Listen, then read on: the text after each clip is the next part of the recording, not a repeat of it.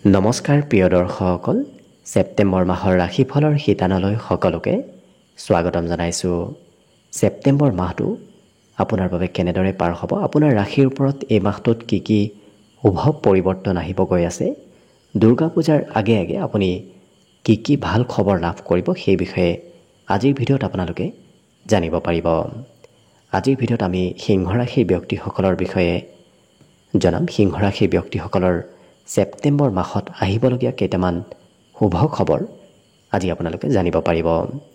অৱশ্যে ভিডিঅ'টো আৰম্ভ কৰাৰ পূৰ্বে আপোনালোকলৈ এটা বিশেষ অনুৰোধ যে ভিডিঅ'টোত এটা লাইক কৰিব, আৰু যদি প্ৰথমবাৰৰ বাবে এই চেনেলটোলৈ আহিছে তেতিয়াহ'লে চেনেলটো ছাবস্ক্ৰাইব কৰি কমেণ্ট বক্সত জয় মা দুৰ্গা লিখিবলৈ একেবাৰে নাপাহৰিব। গতিকে আহক আজি ভিডিঅ'টো আৰম্ভ কৰোঁ। ছেপ্টেম্বৰ মাহটো সিংহ ৰাশিৰ ব্যক্তিসকলৰ বাবে ধুনীয়াকৈ পাৰ হ'ব। বিশেষকৈ সৰু সৰু ৰিস্ক লৈ যদি আপুনি কাম কৰে তেতিয়াহ'লে আপোনাৰ এই মাহটোত উন্নতি প্ৰগতিৰ বিশেষ যোগ দেখা পোৱা গৈছে। গতিকে ভয় নকৰি ৰিস্ক লৈ যদি কাম কৰে তেতিয়াহ'লে দেখিব আপোনাৰ এই মাহত বিভিন্ন সুখবৰ আপুনি নিশ্চয় লাভ কৰিব। নিজৰ লক্ষ্যত উপনীত হ'বৰ বাবে এই মাহটোত এই ৰাশিৰ ব্যক্তিসকলক অৱশ্যে স্পষ্টবাদী হোৱা দেখা যাব, আৰু কিবা এটা প্লেন বনালে সেই এওঁলোকে সেই পৰিকল্পনাসমূহ শেষ কৰিহে এৰা দেখা যাব। আৰু বিশেষকৈ স্বতন্ত্ৰভাৱে কাম কৰিবলৈ মন যাব। আনৰ প্ৰেছাৰত, আনৰ তলত কাম কৰিবলৈ এই ৰাশিৰ ব্যক্তিসকলে এই মাহটোত সিমান নিবিচাৰে। স্বতন্ত্ৰ ব্যক্তিত্ব এওঁলোকৰ ভিতৰত এই মাহটোত আহিব, যাৰ বাবে নিজেই আগবাঢ়িব বিচৰা দেখা যাব। অৱশ্যে দিনক দিনে উন্নতি প্ৰগতিৰ পথ মুকলি হ'ব। গতিকে মাহটোত দিনক দিনে এওঁলোকৰ উন্নতি প্ৰগতিবোৰ হোৱা দেখা যাব। সিংহ ৰাশিৰ ব্যক্তিসকলৰ এই মাহটোত দয়ালু ব্যক্তিত্ব ভিতৰত আহিব, যাৰ বাবে আনৰ কিবা বেয়া দেখিলেও এওঁলোকে তাৰ সহভাগী হোৱা দেখা যাব। নতুন নতুন সুবিধা আকস্মিকভাৱে আপোনাৰ সন্মুখত এই মাহত আহিব পাৰে। গতিকে যিকোনো সুবিধা সোনকালে লোৱাৰ চেষ্টা কৰক। আকস্মিক সুবিধাসমূহ এই মাহটোত আপোনাৰ সন্মুখলৈ আহি থাকিব। বিভিন্ন ক্ষেত্ৰত অৱশ্যে মনৰ কথাবোৰ শ্বেয়াৰ কৰাটো আপোনাৰ বাবে সিমান শুভ নহ'ব। গতিকে আপুনি যিমান পাৰে মনৰ কথাবোৰ এই মাহটোত আনৰ আগত শ্বেয়াৰ সিমান নকৰিব। আকৰ্ষণীয় ব্যক্তিত্ব প্ৰেম সম্পৰ্কত বাঢ়িব, যাৰ বাবে এই ৰাশিৰ ব্যক্তিসকলৰ দৃষ্টি সকলোৰে প্ৰতি আকৰ্ষিত হৈ পৰা দেখা যাব। খুব দায়িত্বশীল হোৱাও দেখা যাব, কাৰণ এবাৰ দায়িত্ব ল'লে এই ৰাশিৰ ব্যক্তিসকলে এই মাহটোত সেই দায়িত্ব সম্পূৰ্ণভাৱে পূৰ্ণ কৰিহে এৰা দেখা যাব। বাকী কথা বতৰাত অকণমান সংযম ৰখাটো মাহটোত ভাল হ'ব। কথা হয়তো প্ৰয়োজনতকৈ বেছি ক'বলগীয়া হ'ব পাৰে। কৰ্মক্ষেত্ৰত বিশেষকৈ অফিচত এই ৰাশিৰ ব্যক্তিসকলৰ চিন্তাধাৰাবোৰ স্বতন্ত্ৰ হ'ব, নিজেই সিদ্ধান্তবোৰ লোৱা দেখা যাব। ইয়াৰ বাহিৰে এই ৰাশিৰ ব্যক্তিসকলৰ নতুন কৰ্মৰ সন্ধান আহি পৰিব। বিশেষকৈ নতুন নতুন পদ্ধতিৰে এই ৰাশিৰ ব্যক্তিসকলে এই মাহটোত কাম বনবোৰ শিকা দেখা যাব, আৰু বিভিন্ন প্ৰকাৰৰ কামতো ব্যস্ত থাকিব লাগিব।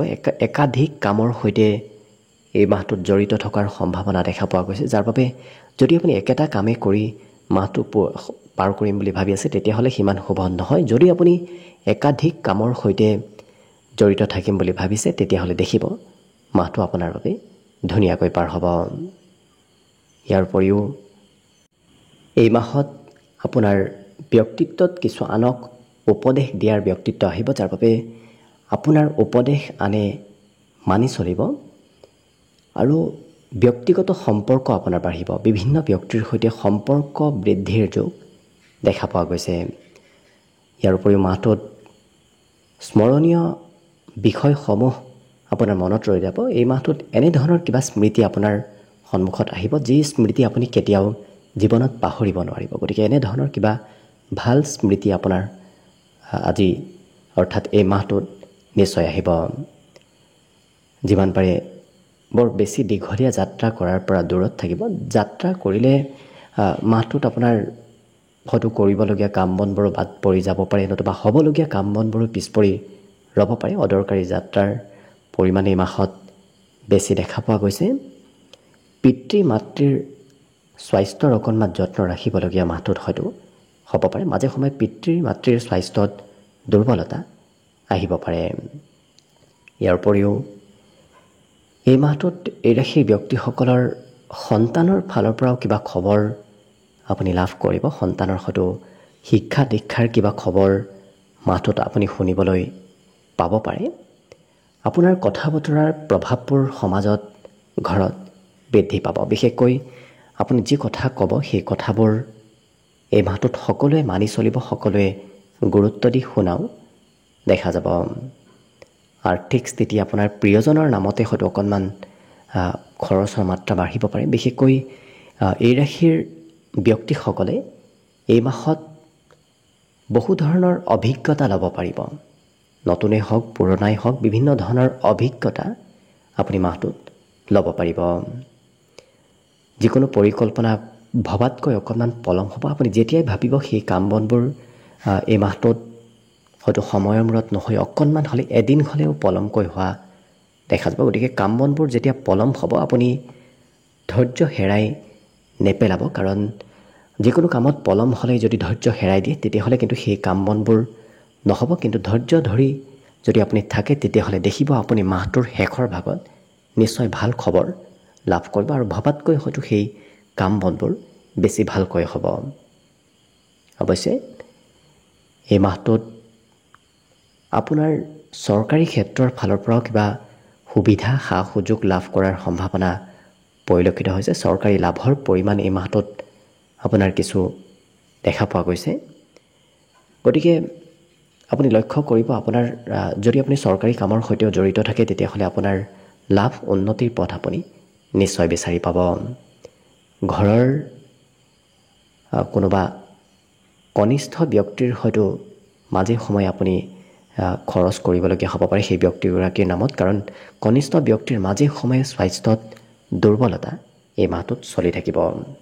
বাকী সকলো দিশত শুভ। আশা কৰিছোঁ আপোনাৰ মাহটো যেন সকলো দিশত খুব ধুনীয়াকৈ পাৰ হওক। আপোনাৰ দুৰ্গা পূজাৰ আগে আগে যিহেতু বিশেষকৈ গ্ৰহস্থিতিবোৰ আপোনাৰ বাবে খুব অনুকূল দেখা পোৱা গৈছে। আপোনাৰ ৰাশিত সূৰ্য দেৱতাৰ প্ৰৱেশ হ'ব। বুধাদিত্য ৰাজযোগে আপোনাক এই মাহটোত বিশেষ শুভ ফল প্ৰদান কৰিব। গতিকে আশা কৰিছোঁ মাহটো আপোনাৰ বাবে শুভ আৰু মংগলময় হৈ পৰক। তাৰেই কামনাৰে আজিৰ ভিডিঅ'টো ইমানতে সামৰণি মাৰিছোঁ। ধন্যবাদ।